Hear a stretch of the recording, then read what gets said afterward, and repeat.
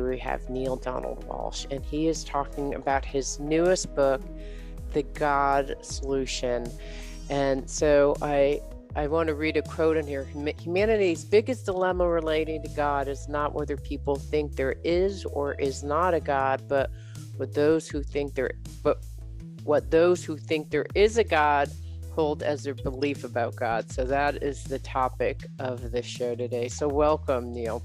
Thank you. It's lovely to be here, and thank you for the opportunity to share this time with you. So tell me a little bit about what prompted you to write this book? Well, honestly, the coronavirus pandemic, or what some people believe is a pandemic, I realized there's a lot of politics around that. Some people think it's totally fake. It's not even happening. Some people think, well, it is happening, but it's not as much as they say it is.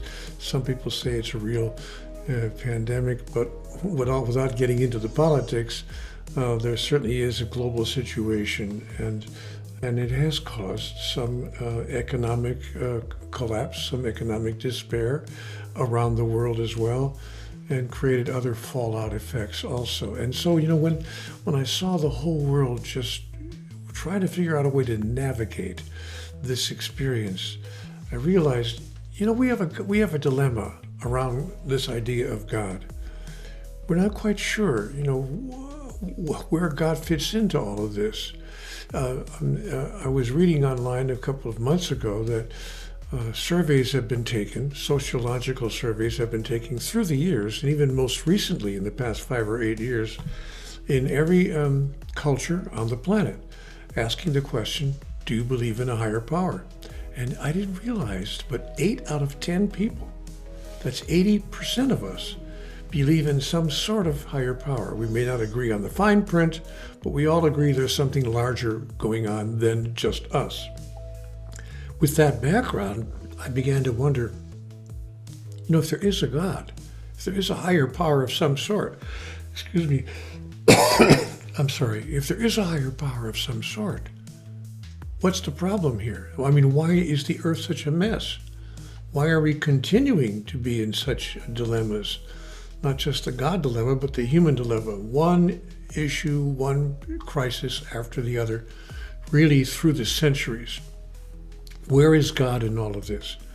And if there really is a God, why doesn't God stop it?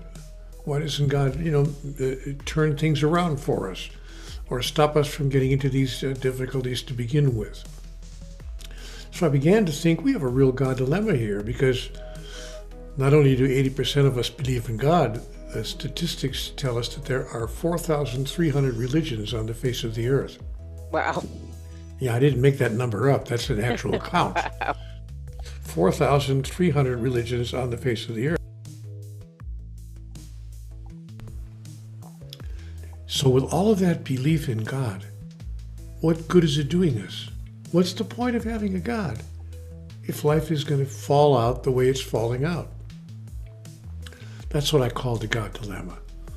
So I began looking very seriously at that, and I started just writing some thoughts down, which honestly wound up turning into a book, which offered me what I'm calling in the book the God solution.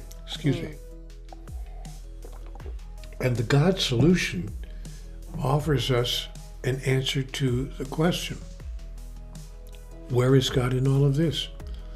And why does God not just jump in and turn things around? If God cares for us and is concerned about the human species. And the answer that I came up with was, it's not God's job to fix things. It's not God's job to prevent things. It's not God's job to change the human experience. It's God's desire and God's great joy to empower us to do so. So God's job is not to create God didn't intend, as I understand it, to create some kind of a fiefdom, some kind of a kingdom in which we do exactly as we're told. And if we do as we're told, God makes sure that we're treated well and good things happen to us. That wasn't the intention. The intention, as I understand it, was for God to create a species of sentient beings, by the way, not just here, but on planets all over the cosmos. This isn't the only place where intelligent life exists in the cosmos, but it was God's intention, in my understanding, to create sentient beings who could then be empowered to create and produce their own experience. So rather than us asking God, why are you allowing these things to happen? And why aren't you stopping these things from happening? In a sense, one could say God might be asking us the same question. Why are we allowing these things to happen? And why don't we put a stop to these things? Not just, things like disease or viruses, but wars and violence and anger and the terrorism that's been visited upon the planet, starvation and abject poverty, not just a little poverty, but abject poverty, where we see 625 children dying of starvation every week. I'm sorry, I meant to say every day. I'm sorry, I meant to say every hour. Wow. Of course, I knew the statistic. I was using that as a device to make it very clear.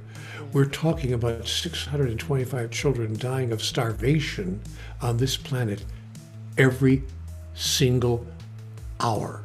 Wow. And so God is perhaps asking us, why are you allowing that? When you have absolutely the perfect capability to stop it. You could stop it in the next hour if you chose to. But clearly you're not making those kinds of choices. So what kind of a civilization are you trying to create? And I am simply empowering you to create whatever you wish to create, because every act is an act of self-definition. But now here is the problem. As I see it, we are modeling our human behavior based on our understanding of how God behaves. We assume that God is a violent, angry, and vindictive deity. We assume, because most of our 4,300 religions teach us some version of the following statement. God has things that God needs, things that God hopes for or asks for or actually demands, that God commands certain things, and if we don't give what God commands to God, we will in fact be judged and condemned and punished. Therefore, we have decided that, well, if it's good enough for God, it's good enough for us. So we've based our own behaviors on that particular model. And we therefore judge, condemn, and punish each other and punish others. We have hierarchies that we have created on our planet, even as some religions claim that there are hierarchies that God creates in God's universe. I mean, if you don't belong to a particular religion, so some of the stories go, if you don't belong to a particular religion, you're not going to heaven.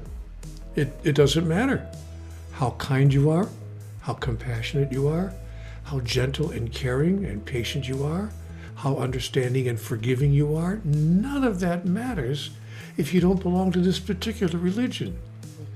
You're going to hell. You're going to be sent to hell for simply choosing the wrong way to believe in God.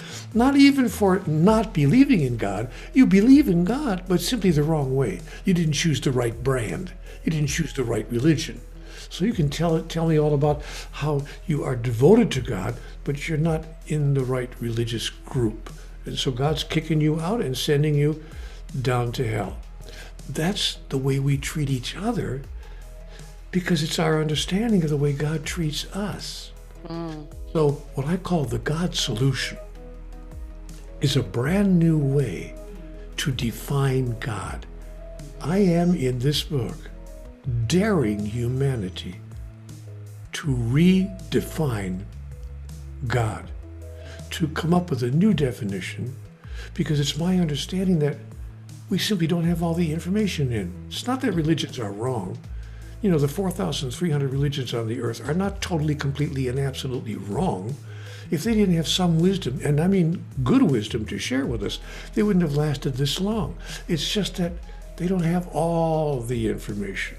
We don't have all the information in yet, so we're like To use an analogy, we're like children who have learned how to add and subtract. And we think that's all there is to mathematics. But you know, there's multiplication and long division and algebra and geometry and trigonometry and higher math. There's much more to mathematics than simply adding and subtracting. But if we think that that's all there is, in our arrogance, we will assume that all the problems can be solved by simply adding and subtracting. So this is the way religions, in my view, have found themselves to be in that situation. That is, they don't have all the data.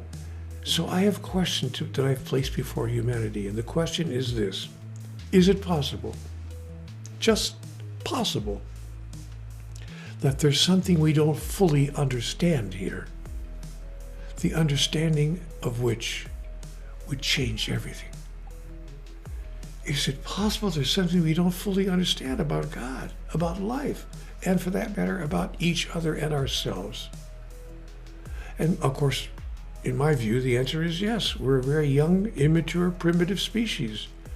And we haven't even begun to grasp the fullness of what there is to know about what we call the higher power.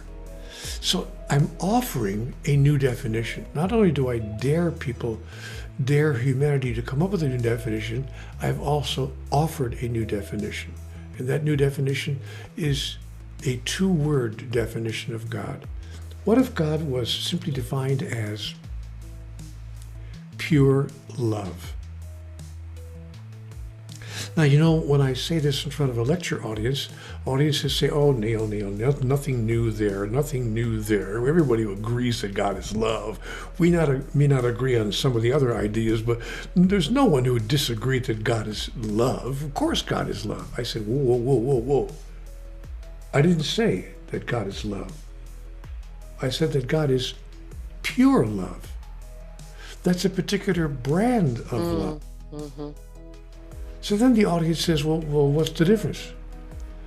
The difference, I tell them, is that pure love needs nothing, requires nothing, demands nothing, commands nothing in return for the giving of it. That pure love is an energetic expression that finds its reward in the expression itself. And there's nothing else needed in return. And so what if we believed in a God who says, you know what? I actually, hard as this might be for you to believe, I am the supreme being that needs nothing. I don't even need your worship. I certainly don't need you to worship me in a particular and certain way on a certain day of the week, wearing certain kinds of clothes or performing certain kinds of rituals. You made that all up. I don't need anything from you. But what I would desire is that you would use the power that I have given you to produce and generate the outcomes and the life of which you are capable of producing. You could really have heaven on earth if you simply used the energetic power that I've given you. We call it metaphysics. You're not even using the metaphysical power that I've put in your hands, the power to create and to manifest your own reality. And so the God solution proposes that we can begin to use the higher power in a way which would allow us to change life on earth the way it is now and alter the trajectory in which we are headed. And it also gives one last thing. The last half of the book is an actual description of how to use metaphysics. It's almost like a training manual.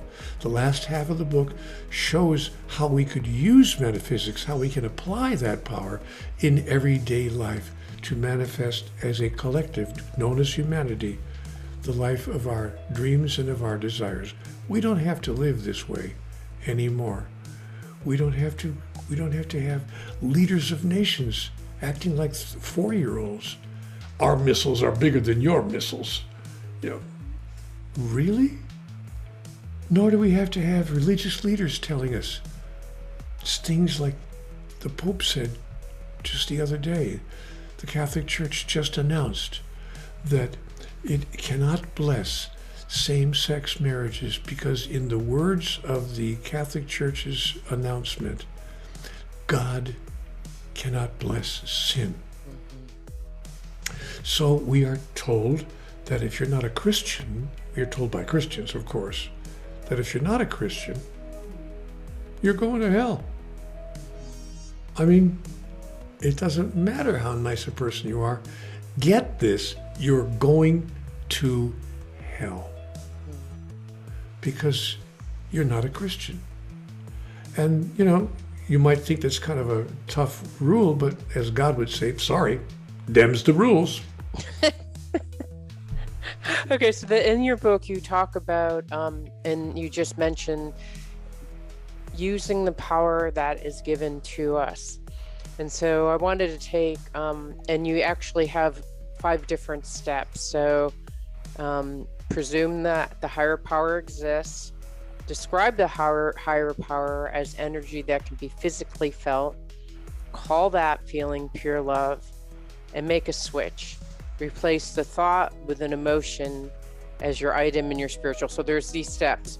So I want to go to what I'm feeling right now is in like the atmosphere. There's a huge amount of impatience. I don't want to wear my mask. I'm sick of wearing this mask. There's a lot of intolerance. This person is to blame, you know, there's all this kind of intolerant behavior and or judgment, like you were saying. So you see alienation. We are seeing alienation at a higher level between people, between generations, between economic levels, between sexual orientations, even between the genders, between men and women, between conservatives and liberals. All we're seeing all up and down the line is alienation, alienation, alienation. They're wrong, we're right. They're wrong, we're right. So how would I apply this power that I have given to me, and using these suggested 5 steps to turn it around? I mean, let's just take a real thing that's happening now, and how could I as a human being listen to, I feel the alienation, I'm experiencing the alienation around me, inside me. How would I take this 5-step process and use it? Well, you would take the 5 steps. Okay, so presume the higher power exists. So that first step is you would presume, in fact, there is a higher power, and I'm embracing that in my life as a functioning reality, not just a concept, not just a theory, not just a thought that somebody had. I'm embracing that as my new, if it is new, my functioning reality. Yeah, join the 80%. Join the 80%. There is no God. What a great title. Join the 80%. Great book title there. So I'm joining the 80%, and I'm going to embrace as a functioning reality the notion that there is a higher power. That's step number 1. Okay. So step number 2, describe the higher power as an energy that can be physically felt. Yes, I'm going to take that step, and I'm going to say, okay, I'm not going to think of the higher power as this being in the sky. In most of the 4,300 religions, this being has a penis. Right. It has to be male. It can't be female. Right. Because the higher power wouldn't be female. Right, of course not. It has to be male. It's long white hair and a beard and looking... Sort of like you. Kind of like you. You look like God. Kind of like me. Yeah, a little bit like that. Okay. So we would have to change our mind about who and what God is. We would say, what if God was a self-aware, self-conscious energy that could take any form it wished, a male form indeed, a female form, or could take the form of all the physical objects in the universe? What if in fact the universe itself was a manifestation of the energy that we call divinity? And what if everything in the universe was an individuation of that energetic projection? Now that's a daring thought because it suggests that not only is everything in the universe, all the planets, all the stars, all the galaxies, all the satellites that are out there would be energetic individuations of God, but it also suggests that, dare I suggest it, we are. That because we're part of the physical universe, we are in fact individuations of that energetic projection that we call divinity. That is, that you are divine and I am divine, and that we are divinity individualized. And that's step 2, is that we would embrace that notion. You know what? You know what, guys? There's more going on here than meets the eye. So I am God, you are God. Actually, his pen is God. Well, individuations of God. Right. When I say I am God, people say, oh, wow, what an arrogant statement. No. I'm not the totality of God. So I resist the temptation to say I am God. But I would say this: I am to God as a wave is to the ocean. That a wave arises from the ocean. It's not something other than the ocean. It's not the ocean itself, but it is an individuational arising, a separate expression, another expression of the ocean, without ever completely separating from the ocean itself. It's a magnificent, glorious expression. But when that expression is complete, the wave recedes back into the ocean and becomes one with the ocean once again. In fact, it was never not one with the ocean. It was simply an arising of the ocean that we call a wave. That is my relationship, as I understand it, with the divine. I am an arising of, an expression of, an individuation of the totality that we sometimes call God. So I'm not God in the sense of being the totality of God, but I am an individuation of divinity, as you are and as is everything and everyone else. Individuating divinity in different and various forms. Now, the solution to the challenges facing humanity that makes step 2 so powerful is to allow ourselves to experience that reality, that every other human being and every other sentient being in the cosmos is a demonstration and an individuation of divinity. That takes us to step 3. Decide to call that feeling pure love. So the step 2 is describe the higher power as an energy that can physically be felt. So I assume it's like feeling the pure love. Yes. And if I were a wave in that, yeah. Yeah, that we don't think of God anymore as simply some amorphous being and a huge, larger than life human, as we talked earlier, with a beard and so forth and all that, wearing a big long robe and sitting on a throne somewhere, but that God is in fact a self-conscious, self-aware, energetic projection. And then we call that energetic projection pure love. It's an energy that can be felt. And anyone who's ever had or experienced a direct connection with God, and many people have, by the way, sometimes in prayer, sometimes in meditation, sometimes in a moment of solitude or a moment of begging God for an answer, many people have experienced what they call the presence of God in their life. Almost everyone would describe it as pure love. I felt that I was enveloped by pure love. A feeling of bliss, which takes us to step number 4.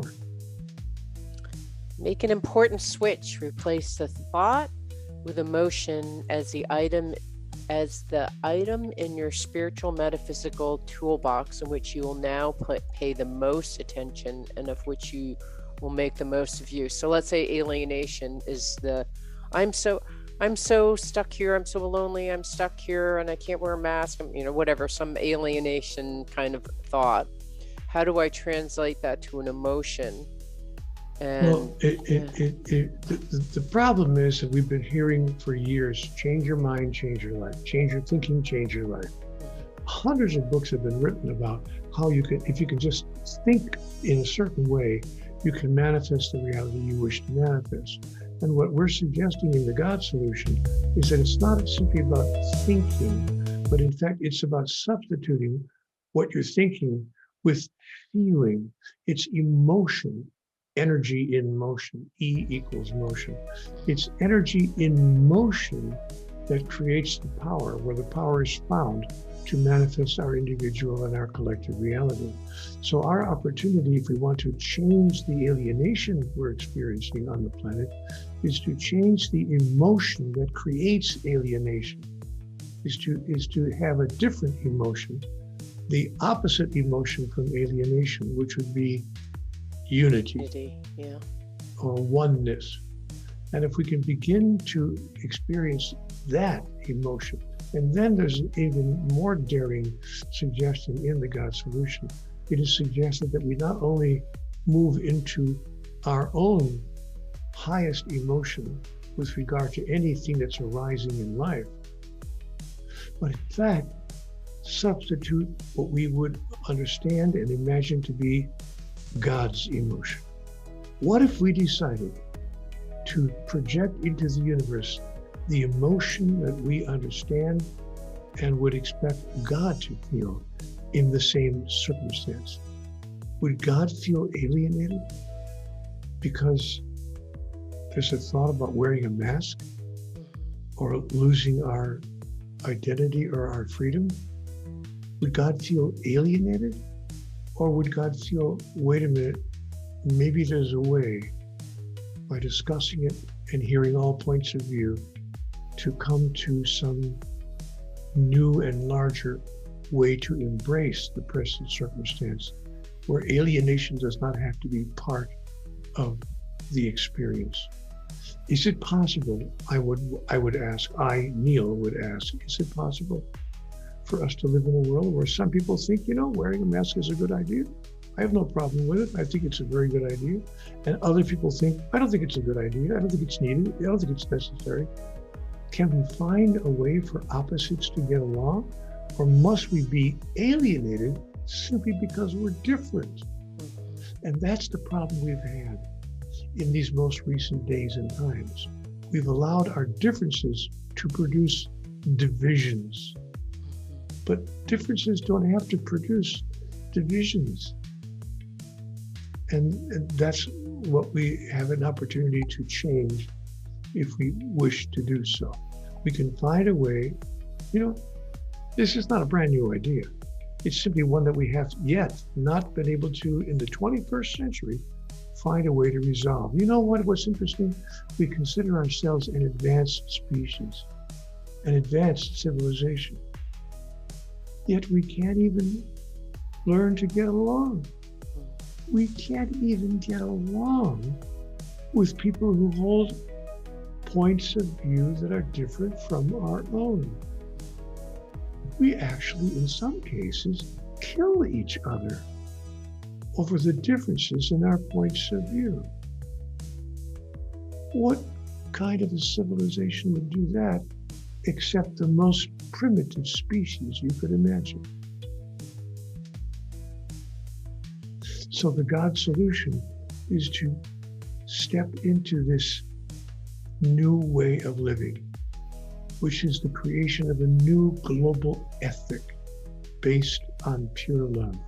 Right. So what would a loving, not a judgmental, condemning, punishing, hierarchical God do, which is how we define God? But if we redefine God as pure love, what would pure love do in this particular situation where there's pure love would do what I just suggested? Yeah, no, I know. That's basically what step 4 is. And step 5 is to decide to put into action the specific feeling that God is defined as, not just by creating or experiencing emotion, with which you respond to in any given moment, but also by honing your ability to create future moments. So it's not about just the two of us hypothesizing what God would do. It's actually, I assume this means like acting. So living into it. Yeah. By living into it. If God were sitting at the table with us, and one of us, to use the example we've been using, was wearing a mask and saying, I'm perfectly okay with this. This is not a problem for me. I don't feel that my freedom has been taken from me. And the other person across the table was saying, my freedom has been taken from me. I don't want to wear a mask. We shouldn't have to wear a mask. It's not necessary. I shouldn't be forced to. What would God do if he was the third person sitting at that table? Would he say, you're right, or you're right, or you're both wrong? Or what in fact do we think that God would do? Yeah. And what would pure love do? Yeah. And there's an answer there. It's not an irresolvable problem, because the problem is not about wearing a mask or not wearing a mask. The problem is not about being conservative or being liberal. The problem is not about being gay or being straight. The problem is not about any of that stuff. The problem is, how can we find a way to love each other even though we have differences? Mm-hmm. Yeah. And yeah. In the year 2021, can we find a way to tolerate our differences? You would think so, Yeah. for a species that imagines itself to be advanced. Yeah. I guess it all comes back to, where is God in all of this? It's to maybe help us find unity, right? To see how bad What it it comes gets. back to for me is not where is God in all of us, Mm-hmm. but why is the God that is in all of us not being allowed by us Mm, to come forward? mm, Why are we not calling that forth and allowing ourselves to interact with each other in a way that demonstrates divinity, rather than denigrates divinity? mhm. See, when did we start calling each other names? When did world leaders, I don't mean, somebody on the street corner, or somebody in a pool hall or in a bar and grill. I'm talking about world leaders start calling each other names, start bullying each other, and start thinking that this is what leadership is all about. You don't agree with you? I'll call you a nasty name. And I'll see if how many others I can get to agree with me. When did divide and conquer become the way to lead? When did that become fashionable? When did that become all right? When did we start cheering for the person who could call the other person the meanest name and denigrate their very personality simply because they hold a point of view different from us? Yeah. When did we decide to call that leadership? And I think it goes before Trump, because I think a lot of people I didn't say Trump. No, I know. I think a lot of people would jump into what you're saying and say it was Trump, but it's way before that, right? I didn't even mention Trump. I know I did. For the record, I let's did. get real I did. clear. I was not did. talking about Donald Trump. No, but I think that a lot of people in liberal Seattle would go in that direction. And I would argue that this division and lack of leadership has been lasting for a very long period of time. That's my point precisely. Not about Trump at all. We've been doing this for centuries. I know we have. That's exactly my point. Yeah. How wonderful that you've written this book and that you took this time in COVID to explore such an important question. We've been talking to Neale Donald Walsch, and he's going to be coming to East West Bookshop and actually presenting. He's going to be offering a 4-hour workshop to kind of put some of these ideas to test in the workshop. And his book, The God Solution. Thank you so much. Well, thank you for the opportunity to be here with you. I appreciate it very much.